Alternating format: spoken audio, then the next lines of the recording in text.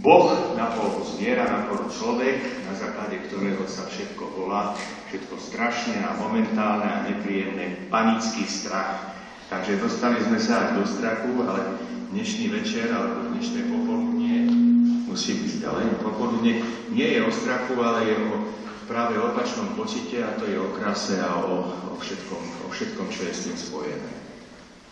Takže, milí prítomní, dnes sa stretávame po 3. hodine, aby sme tu boli, rozprávali a smiali sa, aspoň do tej 7. o všetkom, čo je umenie, čo je budúcnosť a čo je dnešok. Pripadám si niekedy fakt ako nejaký kazateľ, ktorý rozpráva, niekedy si pripadám sám sebe, že rozprávam to isté, ale viem, že vždy ste iní a iní a dnes by som chcel zdôrazniť to isté. Výtvarné umenie to je úžasná zložka umenia ako takého, ktoré nás obklopuje každým dňom a stále. Výtvarné umenie a umenie ako také je otázka kvality a zároveň fenomén legendy. Keď niečo vznikalo alebo vzniká, musí mať dobrý základ a vytvorené okolo toho čaro niečoho zvláštneho, nádherného a pekného. Neraz som hovoril, že dostať sa vystavovať na hrad sa niektorému výtvarníkovi nepodarí ani raz za celý život a ja som veľmi rád, že sa to podarilo práve vám, študentom, končiacim študentom a najmä zrelým študentom dostať sa sem na hrad už teraz. Aj preto, že si to zaslúžite, aj preto, že to je taký nejaký príjemný a sympatický klinček, ktorý vás popchne ďalej a posúri, aby ste niečo urobili. To, čo urobiť chcete, a aby ste to urobili lepšie. Viete, kedysi dávno, 3 roky naspäť, alebo 4, alebo 5, už je to 5 vlastne, vznikol prvý Daniel. Je tam vlastne myšlienka, ktorá hovorí o názve výstavy, ako ktorá hovorí o jeho projekte. Vždy som si uvedomoval lúčnica, sľuk a podobné termíny, ktoré kedysi dávno vznikali taktiež na báze amatérskej, respektíve z tých prvých umeleckých škôl, ktoré boli. A ten fenomén, samozrejme aj ďalších svetových veľmi významných mien sa ťahá ďalej. Nemyslím si, ani si nemyslíme, že ten sluk, alebo tá lúčnica, ktorá bola založená pred 50-80 rokmi, že tam tancujú stále tí istí, to všetci vieme, ale pojem ostáva. Teraz sme vymysleli pojem Daniel, ktorý znamená, v skratke, je to taká veľmi krásna a veľmi pôsobivá hračka, len deň. Usilujeme a robíme výstavy na jeden deň. Robíme ich preto, lebo jeden deň je niečo iné, čím zase vychádzame alebo vypočujeme z toho priemeru a normálu. Každý chce niečím zaujať, niečím fantazírovať, niečím byť iný. Táto skupina Daniel je fakt iná aj týmto. Pritom nevravím, že nebudeme robiť dvojdeň, trojdeň, ale je to teraz stále Daniel, je to jeden deň. Jeden deň z toho celého krásneho roka, ktorý poznáme, s ktorým sa stretávame a na ktorý vždy čakáme. Daniel to je už teraz zabehaná značka a bude zabehaná ešte viac o ďalších 5 rokov. Je to výstava tých, na ktorých kedysi a aj teraz v podstate nemajú profesionáli nejakého pekného, dobrého slova. Je to otázka konkurencie, je to otázka tlaku dopredu, je to otázka všetkých nepríjemných vecí, ktorými sa táto spoločnosť borí a ktorými táto spoločnosť rameno kapitalizmu prechádza. Niekedy mi to prípada samozrejme bez tých zbraní, alebo aj so zbraňami, ako keď vidíme tie prvé mafiánske filmy z 30 rokov z Bostonu, z Chicaga a podobne. Aj tam vtedy zúril kapitalizmus, začínal a hľadalo sa všetko možné a u nás mi to prípada takisto. Chaos, ktorý bol na začiatku, vládne aj dnes. Nezaslúžime si ho. Ani ja, ani vy mladí.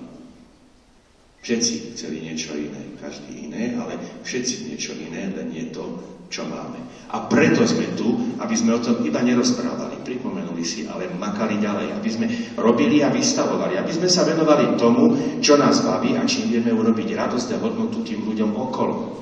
Daniel, respektíve vaše výtvarné umenie, to nie je o tom, aby ste vy nasledovali jednu školu, ktorá vám dá základné myšlienky a základnú orientáciu. Daniel, to nie je o tom, že stretnúť sa tu a byť vážny zahmlený, ako je to s výtvarným umením vôbec bežné. Nič nehovoriť, iba záhadne sa usmievať a keď niekto na niečo sa spýta, tak ironicky a s nadhľadom mu povedať nie. Umenie to je niečo súčasné a prirodzené. A čím viac sa bude zahmlievať, tak tým viac sa bude znehodnocovať jeho súčasný stav a jeho budúcnosť tiež. Ľudia sa často skrývajú za niečo, čo im chýba. Neraz som to hovoril, že ľuďom chýba láska. Môžeš povedať, že chýbala aj predtým, ale teraz jednoducho chýba tiež. Chýba im dotyk. Hovorím často, hej, dotyk. Dotknúť sa jeden druhého rukou stačí a už úplne inak vnímam a cítim okolie. Ľuďom chýba to normálne usmiatie sa a potom nejaká taká čistota. Viem, že reálnosť nejestvuje, viem, že pravdivosť nejestvuje, viem, že nejestvuje ani to, o tom všetci snívame a nikdy to nedosiahneme. Život je obklopený a vytvorený práve všetkým tými protikladmi, čo marxisti nazývali, že dialektikou protikladov.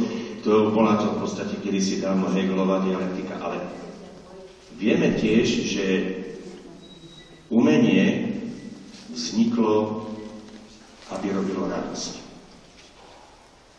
Vážení, vždy, keď hovorím o umení, tak vždy spomínam, že keď si nevieme radiť, lebo to výtvarné umenie sa niekedy zdá také skutočne zamlené, tak si pomôžme s knihou, s literatúrou, poznáte všetci. Pomôžme si, prosím vás, s ďalším fenoménom, a to je film alebo hudba. Budeme hovoriť o ABBE alebo o Beatles, tak tam bude každý múdry, lebo tam sa ako tak vyznáme, aj keď tie vaše názory nemusia byť správne ako odborníkov, ale to výtvarné umenie trošku tancuje. A preto chcem povedať, že prečo vznikli prvé pesničky, hej? Aby sa ľudia tešili, ale ľuďom bolo aj smutno, aj clivo. Jednoducho, aby prejavili ten cit a aby ten cit posunuli na tých druhých. Cit to je slovo, ale je to skutočná energia, ktorú objavujeme až teraz. Je to niečo konkrétne, čo nevieme presne pomenovať, ale čo vieme, že je. Prečo vznikali prvé malby? Preto isté, prvé knihy, prvé, ja neviem, iné vizuálne alebo iné umelecké prejavy. Pre jedinú vec, prvé Venuše, prečo strúžlikal človek, lebo chcel nejako dať obdiv žene, obdiv kráse, obdiv tomu, čo ho obklopuje. Ten život, ktorý poznáme a ktorý nás obklopuje dnes, on skutočne nie je tak hrozný, ako si hovoríme. On nie je tak strašný, ako čo z neho robia filmári a novinári. On nie je taký bezvýchodiskový a prázdny. Viete, dobre, mali by sme vedieť, že život je taký, ako sa my na ňo pozrieme a pozeráme. Určite nie taký, ako nám ho niekto druhý servíruje a my sme schopní ho vnímať. Ale práve preto, že sme obklopení plytkosťou, prázdnotou, sitkomami a podobne, mozog sa stáva prázdnym a vnímame život tak, ako nám ho druhý naordinujú. A to je najväčšia chyba a najväčší škandál tejto doby, nielen u nás, ale v celom svete. A preto ste tu. Preto je tu to vaše umenie nezaťažené ničím. Preto je tu tá vaša čistota, ktorú som povedal, že vlastne nejestvuje, ale jestvujú nejaké jej prvky v niekom a to sú vlastne mladí ľudia, ktorí o niečo usilujú a niečo robia. Preto je tu tá vaša krása, lebo v každom obraze je hodnota krása. Krása nemusí byť len naozaj ten úsmev, to šťastie. Krása je všetko. Keď raz povieme, ale tiež sa to často nehovorí, že život je krásny, tak o čom potom hovoríme o týchto obrázkoch? No, sú krásne ako život sám, nie? Aj keď sú tam znázornené iné výjavy, iné obsahy a iné myšlienkové postupy. Ja celkom vedome vediem túto diskusiu k tomu, aby sme sa len zastavili a povedali si, vážení, nič nejde, či tam ja napíšem nejaké vulgárne, sprosté slovo, alebo hodím na to kúsok akčnej malby, alebo urobím taký obrázok. Ak je to dobré, tak je to dobré. A pozovať netreba. Netreba zo seba robiť škandalózneho umelca bez talentu, ale treba v každom prípade robiť talent a ten škandál, ten vám vyrobia novinári a výtvarní teoretici a kritici, ktorí o tom radi píšu a vždy si nejakú škandalóznu myšlienku alebo príbeh nájdu. Vážení, preto sme tu a preto ste tu tiež. Aby ste mali jeden veľký zážitok z radu, aby mali veľký zážitok z radu vaše obrázky, nesmierne dobré a nesmierne kvalitné. Sme tu tiež preto, Aby ste budovali ďalej svoj talent a svoju kreativitu tak, ako ju budujete, nezávisle na nejakých silných vplyvoch alebo osobnostiach, ale dostávali vlastný rukopis a vlastný výraz, vlastný prejav. A sme tu tiež preto, aby spolu s týmto všetkým vznikala o vás legenda. Legenda o skupine Daniel a legenda o každom z vás, ktorý vystavoval som, alebo som bol súčasťou Daniel. Nezveličujem, nekecám, nehovorím blbosti, takto sa robí umenie, takto sa robí kultúra. A keď v tej kultúre skutočne dominuje a rezonuje kvalita, to ostáva na stále. Keď v tom, o čom hovoríme kultúre, rezonuje iba plytkosť a prázdnota umelo vytiahnutá, ako prišla, tak odíde. Úvodné prejavy sú dôležité. Dôležité sú aj názory ľudí. Nikdy ich nezjednotíme. Vy poviete, že som hovoril dlho, vy poviete, mohol som ďalej, vy poviete, no tak stredne to mohlo byť, vy poviete, to všetko poznám a vy poviete, nie, to bolo niečo nové, blahoželám. Nikto sa s takýmto ešte nestretol, dobre ste to hovorili. Je to o tom. Je to o tom, o vašich obrázkoch, o tom všetkom. Ale keď vám niekto povie, vám študentom teraz, že máte 22 rokov a ten obraz je dobrý, ako študentský, ale je dobrý a niečo zaslúži ďalej, má to byť pre vás nie pochvala, nie obdiv, to všetko je úplne, to je banalita. Má to byť pre vás výzva a v tej výzve čakať, že kedy zase k vám prídem a poviem, devčame, tak toto si pokazila a toto môžeš úplne zavrieť, treba ísť ďalej. Všetci z vás, ktorí ste tu a ktorí tu vystavujete, a ešte sa k vám vrátim po ďalšom hudobnom sole, všetci z vás urobili veľký krok a každého z vás poznám. Začiatky boli štýlové, pekné, ale povrchné, vymakané, ale bez citu, bez toho vnútorného, ktoré to potrebuje. Boli ste dobrí, ale neboli ste dobrí tak, ako teraz.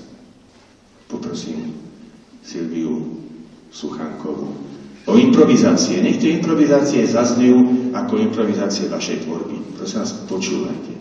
To je zobcová flauta. Riečna flauta. Radka Šidlová, je to taká malá výnimka, maluje tiež dobre, skôsne ona skončila v Nitre, není tu prítomná,